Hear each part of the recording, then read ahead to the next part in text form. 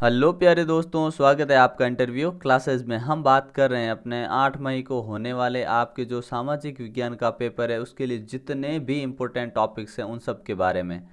हमारा राजस्थान, हमारे अतीत भाग 3, संसाधन एवं विकास, ये 3 किताबें हम पूरी कर चुके हैं। और अगली किताब जो हमारी है सामाजिक एवं राजनीतिक जीवन भाग 3, उसके जितने भी इम्पोर्टेंट क्वेश्चन हैं उसकी ये सीरीज़ है। ठीक है, अब अगर आपने बाकी के वीडियोस नहीं देखे हैं तो ज़रूर देख लीजिएगा, क्योंकि आपके एग्ज़ाम के लिए बहुत इंपॉर्टेंट क्वेश्चन है। इसके बाद में आपको जो 3-3 नंबर के और 4-4 नंबर के क्वेश्चन हैं वो भी आपको आज ही के दिन मिल जाएंगे। ठीक है ना। और इंग्लिश मीडियम के भी काफ़ी जो टॉपिक्स हैं वो आज दिन में मिल जाएंगे आपको। ठीक है ना। और बेहतरीन ढंग से तैयारी करते रहिए, बने रहिए हमारे साथ, क्योंकि यहाँ से क्वेश्चन आपको 100% एग्ज़ाम में देखने को मिलेगा।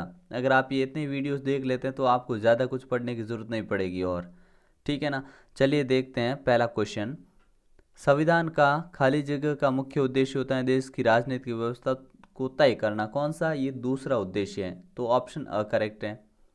सरकार के सभी स्तरों पर का चुनाव लोग खुद करते हैं। किसका? प्रतिनिधियों का। भारत का संविधान अपने सभी नागरिकों को वोट देने का अधिकार देते हैं। कौन से नागरिकों को? वयस्क नागरिकों को। संविधान के अनुसार सरकार के अंग हैं। कितने अंग हैं संविधान के अनुसार? 3 अंग हैं सरकार के। ऑप्शन स करेक्ट हो गया। मौलिक अधिकारों वाला खंड भारतीय संविधान की अंतरात्मा भी कहलाता है। ऑप्शन ब। फिर आपको रिक्त स्थानों की पूर्ति करनी है। आपके एग्जाम में भी सेम टू सेम यही पैटर्न देखने को मिलेगा। आज दुनिया के ज़्यादातर देशों के पास अपना संविधान है। नेपाल के लोगों ने 2015 में अपने देश के लिए एक नया संविधान अपनाया।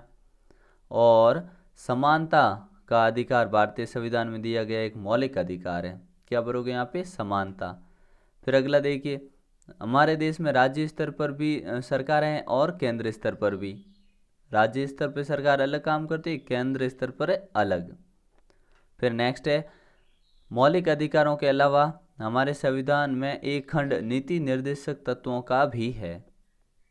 अब आपको मिलान करना है कि कौन सा उचित होगा। सामने मिलान करके बताना है कॉलम ए और कॉलम बी में।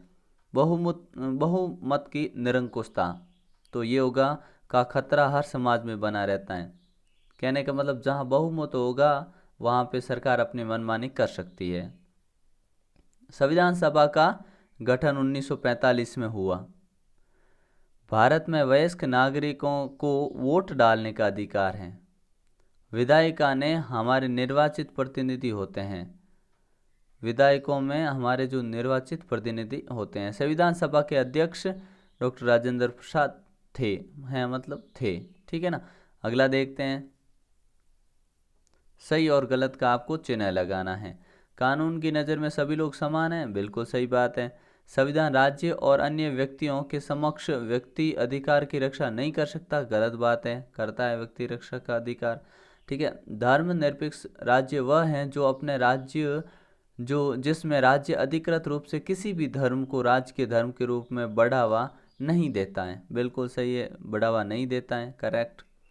1990 में बना नेपाल का पिछला संविधान इस सिद्धांत पर आधारित था कि शासन की सर्वोच्च सत्ता राजा के पास रहेगी, सही बात है। फिर 2015 में उन्होंने चेंज कर दिया।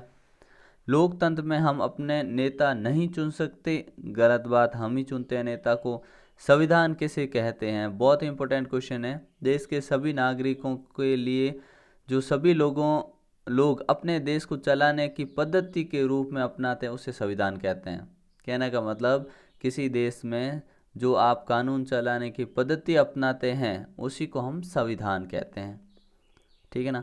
स मतलब सम, ये किसका? संधि विच्छेद करेंगे तो क्या बनेगा? संविधान। ठीक है ना। स्वतंत्र भारत के लिए संविधान सभा की किस अवधि में संविधान के प्रारूप को तैयार किया गया? तो आप कहोगे दिसंबर 1946 से स्टार्ट हुआ और नवंबर 1949 को कंप्लीट हुआ। ठीक है, इस टाइम के बीच में तैयार हुआ। संविधान का कोई एक उद्देश्य बताइए। तो देश की राजनीति व्यवस्था को तय करना, एक उद्देश्य लिख दिया। कानून व्यवस्था बनाए रखना। ठीक है ना। बहुत सारे उद्देश्य लिख सकते हो आप। बड़े क्वेश्चन में ये आएगा तो वहाँ पे आपको इसका आंसर मिल जाएगा। अंतर सामुदायिक वर्चस्व किसे कहते हैं? बहुत इंपॉर्टेंट क्वेश्चन है। अल्पसंख्यकों पर बहुसंख्यकों की निरंकुशता होती है, उसे अंतर सामुदायिक वर्चस्व कहते हैं। मतलब जहाँ कम संख्या जिन लोगों की, उधर ज़्यादा संख्या वाले लोग हावी हो जाते हैं, उसको हम कहते हैं अंतर सामुदायिकता।